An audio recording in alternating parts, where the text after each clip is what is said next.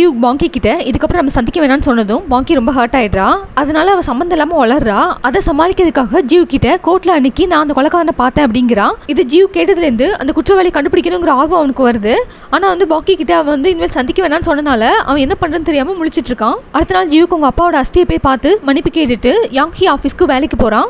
அதே ஆபீஸ்ல தான் ஜியான் வேலை பார்க்கறனால ஜியூக்கு எரிச்சலா வருது. அவனை சமாளிக்க முடியல. வேற வழியும் அவனுக்கு இல்லாதனால அதை டாலரேட் பண்ணிட்டு உட்காந்துருக்கான். அதே டைம் இங்க பாங்கி ஜங்கி ஜூன் அப்பா கிட்ட சொல்லிப்பா நானே குற்றவாளி கண்டுபிடிச்சு உங்க முன்னால் நிப்பாட்டுவேன்ட்டு அதுக்கான முயற்சியில ஈடுபடுறா. அங்க இருக்கிற ஒரு பாலத்துல ஒரு பேனர் கட்டி தொங்க விட்டுருக்கா. அதுல இவளோட போன் நம்பரையும் எழுதி வச்சிருக்கா. அது மட்டும் இல்லாம இவ வீட்டுல இருந்து 7 கிலோமீட்டர் தூரத்துல கொலைக்காரன் கத்தி விட்டுட்டு போனான்னு சொன்னால ஜீவு அந்த இடத்துக்கு தனியா போய் ஏதாவது ஆதாரம் கிடைக்குதான்னு செக் பண்ண போறா. அந்த இடத்துல ஆள் நட மட்டுமே இல்ல, புதர் மாதிரி இருக்கு. அங்க நின்னுட்டு அவ சொல்றா இந்த ஒரு இடத்துல தான் அந்த குற்றவாளி தடைத்து விட்டுட்டு போயிருக்கான். இந்த இடத்துல இருந்து அந்த குற்றவாளி வேற எங்க போயிருப்பான் அப்படிங்கிற மாதிரி கெஸ் பண்ணிட்டு இருக்கவும் அங்க ஒரு ஷூ சவுண்ட் கேக்குது. அவ பயந்துட்டே திரும்பி பாக்குறா. அங்க ஒரு ஆள் நடந்து வராரு. அவர் ஃபேஸ் எதுவுமே தெரியல. பாங்கி கண்ணுக்கு அன்னைக்கு நைட் ஒருத்த மாஸ்க் போட்டு கேப் வச்சுட்டு பார்த்தால அவன மாதிரியே இருக்குது. அவ அவளுக்குள்ளேயே பயத்தோட சொல்றா அந்த குற்றவாளி மறுபடியும் இந்த இடத்துக்கு வந்துட்டானா அப்படின்ட்டு. அப்புறம் அவ கொஞ்சம் தைரியத்தை வர வச்சுட்டு அவனை அடிக்கிறதுக்காக தயார் பொசிஷன்ல நிக்கிறான். கிட்டேக்கு அந்த ஆள் வரவும் அதுக்கப்புறம் தான் ரியலைஸ் பண்றான் அது வேற யாரும் இல்ல ஜியூக் தான். கொஞ்சம் ரிலீஃப் ஆகுறா. டென்ஷனோட அப்படியே உட்காந்துட்டு ஜியூக் நீங்களா அப்படிங்கிற மாதிரி அவனை பார்த்து கத்துறா. அதுக்கப்புறம் அவனை திட்ட ஆரம்பிச்சிடறா. உங்களால நான் ரொம்ப பயந்துட்டேன் தெரியுமா, வரும்போதே நீங்க யாருன்னு சொல்லிட்டே வர மாட்டீங்களா அப்படிங்கிறா. ஜியூக்கு அவன் என்ன கேட்கறானே புரியல. அவன் சொல்றான் நீ என்கிட்ட கேட்டியா, நீ கேட்காம நான் எப்படி நான் யாருன்னு சொல்லுவேன் அப்படிங்கிறான். பாங்கி மறுபடியும் பயத்துல திட்ட ஆரம்பிக்கிறான். நீங்க சொல்லிட்டு தான் வந்துருக்கணும். இந்த மாதிரி பயங்கரமான இடத்துல நீங்க ஒண்ணுமே சொல்லாம வந்தா எனக்கு பயமா இருக்காதா அப்படின்னு கத்துறா. இந்த மாதிரி பாங்கி லூசு மாதிரி கேட்டதும் ஜியூக்கு ரொம்ப டென்ஷன் ஆகுது. அவன் சொல்றான் நீ சொல்றத பார்த்தா நான் நடந்து வரும்போதே யாரும் கேட்காமலே ஜியூக்கு வரேன் அப்படின்னு சொல்லிட்டே வரணும் போலயே அப்படிங்கிறான். பாங்கிக்கு இன்னும் அந்த பயம் போகவே இல்லை. அந்த பயத்தோடய மறுபடியும் சொல்றா இது ரொம்ப புதரான இடம், இதுல நீங்க வந்ததும் நீங்க தான் அந்த குற்றவாளி நினைச்சு நான் ரொம்ப பயந்துட்டேன் தெரியுமா அப்படிங்கிறா. அவ்வளவு பயம் இருக்கிறவ இந்த நேரத்துல தனியா எதுக்கு வந்து அப்படின்னு கேட்கறான். பாங்கி உடனே சொல்றான் நான் கிரிமினல்ஸ் ஏதாவது எவிடன்ஸ் விட்டுட்டு போயிருக்கானு பார்க்க வந்தேன் அப்படின்னு சொல்லிட்டு ஒரு விஷயத்த ரிலீஸ் பண்றான். ஜியூக்கு பார்த்து கேட்கறான் நீங்க என் மேல கவலைப்பட்டு என்னை பின்தொடர்ந்து வந்தீங்களா அப்படின்ட்டு. இதை அவ கேட்கும் போதே அவளுக்கு ரொம்ப சந்தோஷமா இருக்கு. அவன் சிரிச்சுக்கிட்டே கேட்கறான். ஜியூக் பாங்கி கிட்ட இருந்து இந்த கொஸ்டின் எதிர்பார்க்கல. உடனே அவன் கொஞ்சம் ஷாக் ஆகுறான். அதுக்கப்புறம் அவன் சமாளிக்கிறான். இல்லையே நான் எதுக்கு அந்த மாதிரிலாம் வரப்போறேன் அப்படிங்கிறான்.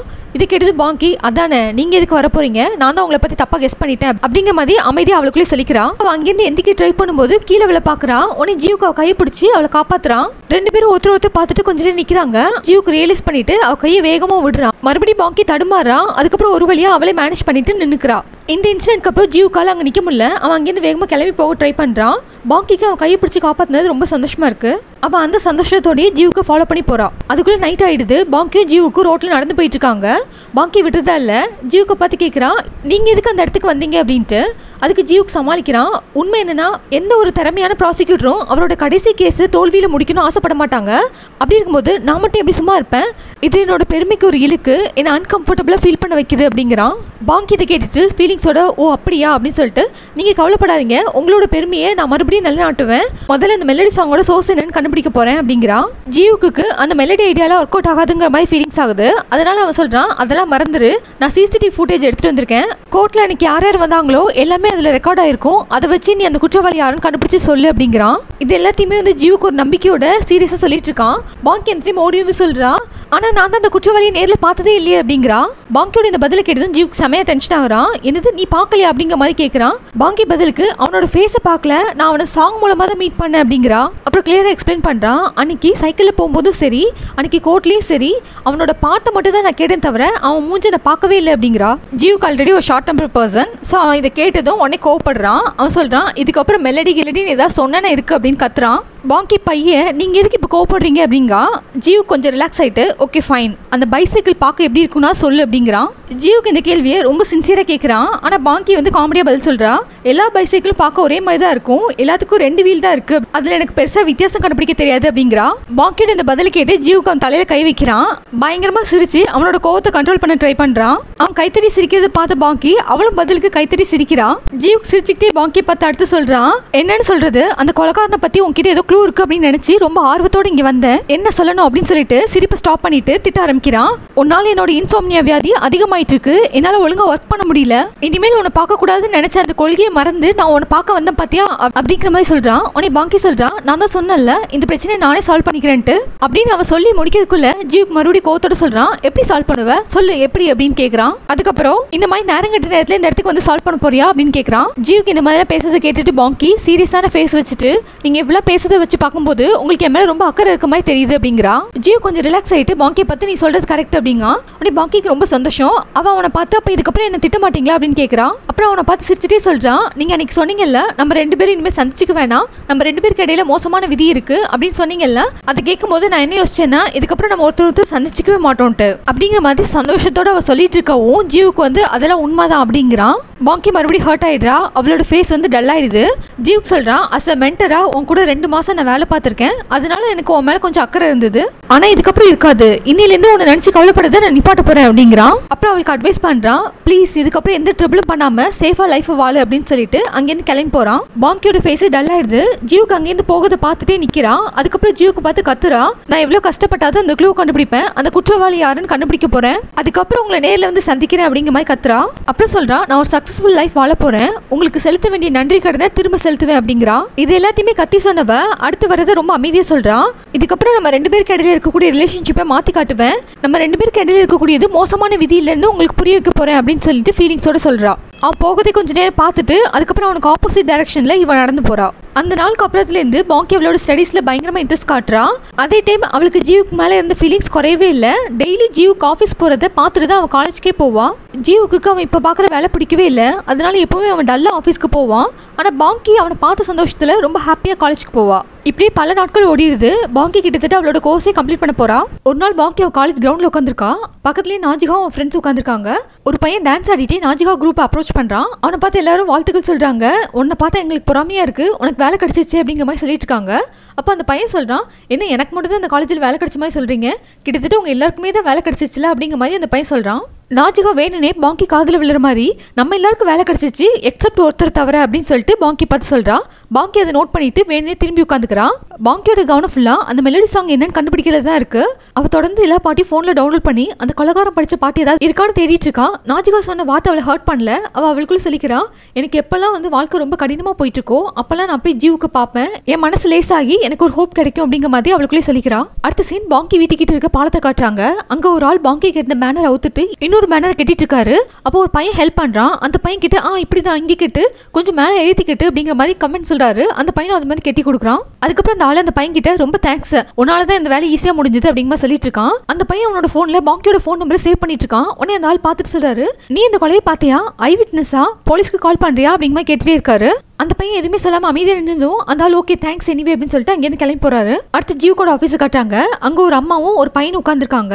ஜீவுக்கு உங்களோட கேஸ் ஃபைலை பார்த்துட்டு அவங்க கிட்ட சொல்றான், காயம்பட்ட அந்த ஆளு உங்ககிட்ட சமரசம் பேசி பணத்தை வாங்குறதுக்கு ரெடியா இல்லைன்னா அவங்க இப்படியா மிரட்டுறது அப்படின்னு கேட்கறான். அப்புறம் அவங்களை பார்த்து அட்வைஸ் பண்றான், நீங்க மன்னிப்பு கேட்கறதா இருந்தா சின்சியரா கேளுங்க அப்படின்ட்டு. நான் ஒத்துக்கிறேன், நீங்க என்னதான் மன்னிப்பு கேட்டாலும் அவங்க அப்படின்னு ஏதோ சொல்லிட்டு இருக்கவும் அந்த லேடி குறுக்க பேசுறான். இங்க பாருங்க லாயர், நாங்களும் பாதிக்கப்பட்டவங்க தான், நீங்க ஒரு விஷயத்தை யோசிச்சு பாருங்க, இந்த சின்ன டீல ஏன் அவங்க பெரிய விஷயமா மாத்திட்டு இருக்காங்க, இவன் 2 வடி தான் அவங்களை குத்துனா அதுக்கு என்னமோ இவன் கொடூரமான கொலகாரம் மாதிரி அவங்க சீன் கிரியேட் பண்ணிட்டு இருக்காங்க.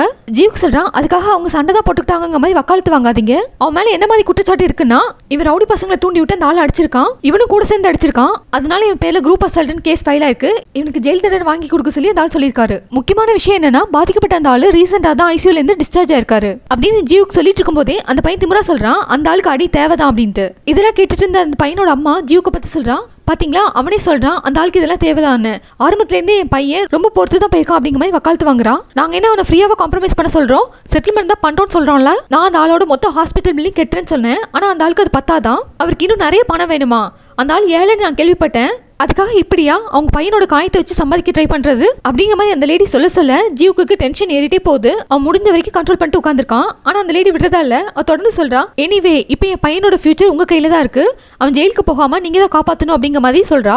ஜீவுக்கு இதெல்லாம் கேட்டுட்டு ரொம்ப பொறுமையா அந்த லேடிட்டு சொல்றான், இப்போ நான் அவனை காப்பாத்திடுவேன், இதுக்கப்புறம் என்ன நடக்கும், இன்னும் கொஞ்ச நாள்ல அவனுக்கு பர்த்டே வரப்போகுது, அதுக்கப்புறம் அவன் மேஜர் ஆயிடுவான். இப்படி ஜீவுக்கு சொல்லிட்டு இருக்கும் போதே அந்த லேடி குறுக்க பேசுறான், அதுக்கு இப்போ என்ன அப்படிங்கிறா. ஜீவுக்கு மறுபடியும் பொறுமையா சொல்றான், என்னை பார்க்கும்போது எக்ஸ்பீரியன்ஸ் இல்லாத மாதிரி தெரியும், ஆனா எனக்கு நிறைய எக்ஸ்பீரியன்ஸ் இருக்கு, நான் ரொம்ப சின்ன வயசுலேயே பார் எக்ஸாம் பாஸ் பண்ணிட்டேன் அப்படின்னு ஜியூக் சொல்லிட்டு இருக்கும்போதே அந்த பையன் குறுக்க பேசுறான். என்ன உங்க பெருமை அடிக்கிறீங்களான்னு கேட்கறான். ஜியூக் ரொம்ப பொறுமையா, ஆமா நான் பெருமை தான் அடிக்கேன்னு வச்சுக்கோ, ஆனா எனக்கு ப்ராசிக்யூட்டரா நிறைய எக்ஸ்பீரியன்ஸ் இருக்கு, உன்ன மாதிரி நிறைய பசங்களை பார்த்திருக்கேன் அப்படின்னு சொல்லிட்டு அவன் கேஸ் ஃபைல பார்த்துட்டு இது உனக்கு 3வது கேஸ் தானே அப்படிங்க. ஆல்ரெடி நீ ஒரு பொண்ணை ரேப் பண்ண ட்ரை பண்ணி அவளை பயம் காட்டியிருக்க. மறுபடியும் அந்த லேடி ஜீவுக்கு பேச விடாம குறுக்க பேசுறா. அதான் அந்த பொண்ணுக்கு பணம் கொடுத்து செட்டில் பண்ணிட்டோமே, அவ பணத்துக்காக தான் அந்த மாதிரி போய் சொன்னா அப்படிங்கிறா. ஜீவ் கொண்டே அந்த லேடியை பார்த்து சொல்றான், சரி ஓகே உங்க பையன் எந்த தப்புமே பண்ணல, தப்பு பண்ணதெல்லாம் வந்து மத்தவங்க தான் அப்படின்னு சொல்லிட்டு உங்களோட பண பலத்தாலையும் செல்வாக்குனாலையும் உங்க பையனுக்கு பின்னால நின்று இவ்வளவு நாள் சப்போர்ட் பண்ணிட்டு இருந்தீங்க, இதுக்கப்புறம் தொடர்ந்து சப்போர்ட் பண்ண தான் போறீங்க. அவன் ஒருபோதும் அவன் பண்ண தப்பு என்னன்னு ரியலைஸ் பண்ண போறது இல்ல, ஃபியூச்சர்லி இதே மாதிரி தான் இருக்க போறான் அப்படின்னு சொல்லிட்டு இருக்கும்போதே ஜீவுக்கோட டென்ஷன் கிராஜுவலா ஏறுது. உங்க பையனுக்கு அவன் பண்றது மிகப்பெரிய குற்றம் தெரியாமலே அதை தொடர்ந்து செஞ்சுட்டு இருக்க போறான். ஒருவேளை சால்வ் பண்ண முடியாத அளவுக்கு பெரிய குற்றம் பண்ணானா நீங்க அவனை உடனே ஃபாரின் கண்ட்ரிக்கு அனுப்பி படிக்க வைப்பீங்க. அங்க போய் அவன் நல்ல போதை பழக்கத்துக்கு அடிமையாகுவான். ஒரு போதும் அவன் டிகிரி கம்ப்ளீட் பண்ண போறது இல்ல. திரும்ப அவன் கொரியாக்கே வரும்போது இங்க இருக்கிற ஏழைங்க கிட்டையும் உடம்பளவுல வீக்கா இருக்கிறவங்க கிட்டையும் அவனோட வயலன்ஸை காட்டுவான். மறுபடியும் நீங்க எப்போதும் பண்ற மாதிரி பணத்தை கொடுத்து செட்டில் பண்ணுவீங்க. இது எல்லாமே நல்லா போயிட்டு இருக்கும், ஏன்னா நீங்க அவன் பிரச்சனையை பாத்துக்கிறீங்கல்ல. அப்புறம் மேடம் நீங்க ஒரு விஷயத்தை கன்ஃபார்ம் பண்ணிக்கணும், அவனை விட நீங்க ரொம்ப நாள் வாழ்வீங்களா இல்லையாங்கிறத. அப்பதானே அவன் வாழ்க்கை முழுக்க பண்ற குழப்பத்தை நீங்க சால்வ் பண்ண முடியும். பணம் எல்லா விஷயத்தையும் பாத்துக்கிறதுனா எந்த மாதிரி உலகத்துல நம்ம வாழ்ந்துட்டு இருக்கோம் அப்படிங்கிற மாதிரி கத்துறான். இது எல்லாத்தையுமே வந்து அவனோட எக்ஸ்ட்ரீம் கோவத்துல சொல்லிட்டு இருக்கான். அதனால அந்த லேடி அந்த பையனை அரண்டு போய் உட்காந்துருக்காங்க. ஜீவுக்கு அவன் கோவத்தெல்லாம் கொட்டி தீர்த்ததுக்கு அப்புறம் ரிலாக்ஸ் ஆகுறான். அதுக்கப்புறம் அந்த லேடியை பார்த்து சொல்றான், இந்த உலகம் எந்த மாதிரி இருக்குங்கிறத பத்தி சொல்லிட்டு இருந்தேன், சரி வாங்க நம்ம கேஸை பார்க்கலாம், முதல்ல இந்த ஆரம்பிப்போம் அப்படின்னு சொல்லிட்டு கேஸ் ஃபைல மறுபடியும் எடுத்து பார்க்கறான். ஜீவுக்கு பத்தி அந்த லேடி போகும்போது யாங்கி கிட்ட கம்ப்ளீட் பண்ணிட்டு போயிருக்கும் போல யாங்கி ஜீவுக்கு கூப்பிட்டு விசாரிச்சுட்டு இருக்காரு. ஜீவுக்கிட்ட சொல்றாரு, நீ ஒன்றும் ப்ராசிக்யூட்டர் கிடையாது, நீ இப்போ ஒரு அட்டானி, உன்னோட ப்ராசிக்யூஷன் வேலை போய் 2 வருஷம் ஆகுது, இன்னும் ஏன் நீ ப்ராசிக்யூட்டர் மாதிரி நடந்துட்டு இருக்க, கிளைண்ட் கிட்ட சின்சியரா அப்பாலஜி கேட்க சொல்லி சொல்றதுக்கு நீ யாரு அப்படிங்காரு. இது எல்லாத்தையுமே வந்து ஜியூக்கு இன்ட்ரெஸ்டே இல்லாமல் கேட்டுட்டு இருக்கான். யாங்கி இதை நோட் பண்ணிட்டு, இங்கே பாரு நான் சொல்லிட்டு இருக்கேன், நீ ஏதாவது கவனிக்கிறியா, அவன் பாட்டுக்கு என்னத்தையும் புலம்பிட்டு இருக்கான், நம்ம வேலையை பார்ப்போம் அப்படிங்கிற மாதிரி தான் நீ யோசிச்சுட்டு இருக்க அப்படிங்காரு. ஜியூக்கு ரொம்ப டல்லான ஃபேஸை வச்சுட்டு, இல்லை நான் அந்த மாதிரிலாம் எதுவும் யோசிக்கல அப்படிங்க. யாங்கி கோவத்தோட சொல்றாரு, இதுக்கப்புறம் கிளைண்ட் கிட்ட இந்த மாதிரிலாம் டிமாண்ட் பண்ணாத அப்படிங்காரு. அப்புறம் சொல்றாரு, என்னோட லைஃபோட மோட்டோ என்னன்னா நான் செஞ்சதை நினைச்சு நான் கவலைப்படக்கூடாதுன்னு, ஆனா இப்போ நான் கவலைப்பட ஆரம்பிச்சிட்டேன், ஒன்னு இங்கே வேலைக்கு கொண்டு வந்து வச்சிருக்கேன்ல அதை நினைச்சு அப்படிங்காரு. யாங்கி இந்த மாதிரி கடுமையாக திட்டினால ஜியூக்கு ரிலாக்ஸ் பண்ணதுக்காக ப்ராசிக்யூட்டர் ஆஃபீஸ்க்கு வரான். அங்கே அவனோட ரூம் முன்னாடி நின்று பார்க்குறான். அவனுக்கு பழசு ஞாபகம் வருது. அந்த நேம் போர்டில் இவன் நேம் இருக்கிறத நினச்சி சிரிக்கிறான். ஆனால் இப்போ வேற ஒருத்தர் நேம் இருக்கிறது பார்த்ததும் அவனுக்கு வந்து ரொம்ப சோகமாக இருக்குது. கொஞ்சம் அவன் மனசை தேத்திக்கிட்டு அந்த ரூமை லைட்டாக திறந்து அவனோட அசிஸ்டண்ட்டை பார்க்குறான். அவர் வந்து பிஸியாக வேலை பார்த்துட்டு இருக்காரு. ஆனால் அவரும் நோட் பண்ணிடுறாரு ஜீவுக்கு வந்ததை. ஜீவுக்கு பார்த்துட்டு என்ன அப்படிங்கிற மாதிரி சேக பண்ணுறாரு. ஜீவுக்கும் பதிலுக்கு சாப்பிட போகலாம் வாங்க அப்படிங்கிற மாதிரி சேக பண்ணுறான். பேங்க் நான் ரொம்ப பிஸியாக இருக்கேன்னு சொல்கிறாரு. ஆனால் ஜீவுக்கு விட மாட்டேக்கான். தொடர்ந்து சாப்பிட போகலாம் வா வா அப்படிங்கிற மாதிரி ஃபோர்ஸ் பண்ணிட்டே இருக்கான். அவர் வந்து நான் பிஸி அப்படிங்கிற மாதிரி ஒரு போர்டு எடுத்து காட்டினதும் ஜீவுக்கு கோவம் வருது. இருந்தாலும் வேறு வழி கிடையாது. அதனால வந்து அவன் அட்ஜஸ்ட் பண்ணிக்கிறான். அப்புறம் சோகமாக செவத்தில் கை வச்சுட்டு ப்ராசிக்யூஷன் ஆஃபீஸில் நடந்து போயிட்டு இருக்கான். அடுத்த சீன் ரெஸ்டாரண்ட் காட்டுறாங்க. அங்கே ஜீவுக்கு சாப்பிட்டுட்டு இருக்கான். பக்கத்தில் பேங்க் வந்து உட்கார்றாரு. ஜீவுக்கு பேங்கை பார்த்து சொல்கிறான், கோயாங் பிரான்ச்சில் இருக்கக்கூடிய டிஸ்ட்ரிக்ட் கோர்ட்டில் ஃபுட்டு இதை விட நல்லாயிருக்கும் அப்படின்ட்டு. பேங்க் இதை கேட்டு சொல்கிறாரு, அப்புறம் நீ அங்கே போய் சாப்பிட வேண்டியதானே, டெய்லி எதுக்கு இங்கே வந்து சாப்பிட்டுட்டு இருக்க அப்படின்ட்டு நக்கலாக கேட்குறாரு. ஜீவுக்கு சொல்கிறான், சாப்பிட்றதுக்காக அவ்வளோ தூரம் போக முடியுமா அப்படின்ட்டு.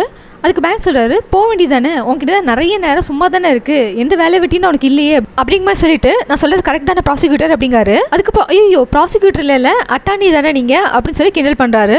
ஜீவுக்கு இதை கேட்டு கடுப்பாயிடுறான். இருந்தாலும் அவனுக்கு ஒரு வழி இல்லாதனால அமைதியாக உட்காந்துருக்கான். பேங்க் அடுத்து கேட்குறாரு, நான் கேள்விப்பட்டேன் 2 நாளைக்கு முன்னாடி அட்டானிஸ்லாம் சேர்ந்து டின்னர் போயிருந்தீங்களாமே அப்படின்னு சொல்லவும் ஜீவுக்கு வந்து பழசு நினச்சி பார்க்குறான். அன்னைக்கு நைட் அந்த டின்னரில் ஜீவுக்கு வந்து எல்லாரையும் பார்த்து நீங்களாம் டெவில் அட்வொகேட் படம் பார்த்துருக்கீங்களா அப்படின்னு கேட்குறான். அவன் அன்னைக்கு நிறைய குடிச்சிருக்க வேறு செய்கிறான். அதுக்கப்புறம் சொல்கிறான், அந்த படத்தில் ஒரு அட்டானி மனசாட்சியை விற்று எல்லா வேலையும் பார்ப்பான் அப்படிங்கிற சொல்லிட்டு இங்கேயும் நம்மள நிறைய பேர் அந்த மாதிரி தான் பண்ணிட்டு இருக்கோம் அப்படின்னு சொல்கிறான். அப்புறம் சொல்கிறான், பணத்துக்காகவும் புகழுக்காகவும் பேய் மாதிரி மோசமான குணம் உள்ளவங்களுக்காக நம்ம வாதாடிட்டு இருக்கோம் அப்படின்னு சொல்லிட்டு என்னன்னு சொல்கிறது, நீங்கள் அந்த படத்தை பாருங்கள், அதில் வர ஒவ்வொரு சீனும் உண்மையாகவே அட்டானிஸ் என்ன பண்ணுறாங்கிறத அப்படியே காட்டியிருப்பாங்க அப்படிங்கிற மாதிரி சொல்லிட்டு ஐ ஹேட் அட்டானிஸ் அப்படிங்கிறான். இதெல்லாம் கேட்டுட்டு மற்ற அட்டானிஸ் ஷாக்காக ரியாக்ஷன் கொடுக்குறாங்க. ஜியான் அந்த சிச்சுவேஷனை பயங்கரமாக சிரித்து சமாளிச்சிட்டு இருக்கான். யாங்கியும் அவரால் முடிஞ்ச அளவுக்கு அந்த சிச்சுவேஷனை சமாளிக்க ட்ரை பண்ணுறாரு. யாங்கி சொல்கிறாரு, ஆமாம் பேய்களுக்கு அவங்க தரப்பு நியாயத்தை சொல்கிறதுக்கு உரிமை இருக்குல்ல, இங்கே இருக்கிற எல்லாருமே அட்டானிஸ் தான், ஏன் நானும் அட்டானி தான். ஜியூக்கு இங்கே பாருங்கள், நம்ம எல்லாரும் என்னைக்காவது ஒரு நாள் தான் ஒன்றா கூடி சாப்பிட்டுட்டு இருக்கோம், ஸோ அதை என்ஜாய் பண்ணுங்க அப்படின்னு சொல்கிறாரு. ஜியான் சொல்கிறான், அது ஒன்றும் இல்லை, இந்த மாதிரி ரேர் கம்பெனி டின்னரை ஜியூக்கு வந்து ரொம்ப ஸ்பெஷலாக மாற்றிட்டு இருக்காரு அப்படிங்க. இந்த மாதிரி யாங்கியும் ஜியானும் அந்த சிச்சுவேஷனை சமாளிச்சிட்டு இருக்காங்க. ஆனால் ஜியூக்கு எதுவுமே புரியல. அவன் நல்லா தண்ணி அடிச்சுட்டு இந்த உலகத்தில் எதுக்கு இவ்வளோ அட்டானிஸ் இருக்காங்க அப்படின்னு மறுபடியும் புலம்பிட்டு இருக்கான். இதான் அந்த ஃப்ளாஷ்பேக்கு. மறுபடியும் இப்போ ரெஸ்டாரண்ட் காட்டுறாங்க.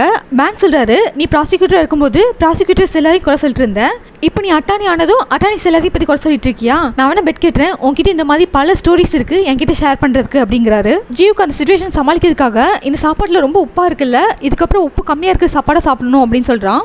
பேங்க் சொல்றாரு ஆக்டோபஸ், பல்லி, பச்சோந்தி இந்த மாதிரி உயிரினங்கள் எல்லாம் அது இருக்கிற இடத்துக்கு தகுந்த மாதிரி தன்னை மாத்திக்குதுங்க, உன்னால அந்த மாதிரி மாற முடியாதா அப்படின்னு பேங்க் கேட்கவும் ஜியோக்கு ரொம்ப டென்ஷன் ஆயிடுது. அவன் கத்த ஆரம்பிச்சிடுறான், என்னால முடியாது, எனக்கு குற்றவாளிகளுக்கு தண்டனை வாங்கி கொடுக்க தான் பிடிச்சிருக்கு, இந்த மாதிரி குற்றவாளிகளுக்காக வாதாடி அவங்களுக்கு விடுதலை வாங்கி கொடுக்கறது எனக்கு பிடிக்கல, ஐ ஹேட் திஸ் ஜாப் அப்படின்னு கத்துறான். ரெஸ்டாரண்ட்ல இருக்கிற எல்லாரும் இவங்களே பாக்குறாங்க. இவங்களுக்கு ரொம்ப எம்பாரசிங்கா ஃபீல் ஆயிடுது. பேங்க் உடனே ஜியோக்கு பார்த்து சொல்றாரு, எனக்கு 5லேருந்து 6 வயசு இருக்கும், அப்போ நான் ஒரு விஷயத்தை ரியலைஸ் பண்ணேன், வாழ்க்கையில சில நேரங்களில் நமக்கு பிடிக்காட்ட கூட சில விஷயங்களை செஞ்சுதான் ஆகணும்ட்டு. அந்த டைம் நான் ரியலைஸ் பண்ணும்போது அப்படின்னு ஏதோ அட்வைஸ் பண்ண ட்ரை பண்றாரு. உடனே ஜியோக்கு பிளேட்ல இந்த ஃபுட் எடுத்து அவர் வாயில வச்சு மேற்கொண்டு பேச விடாம தடுக்கிறான்.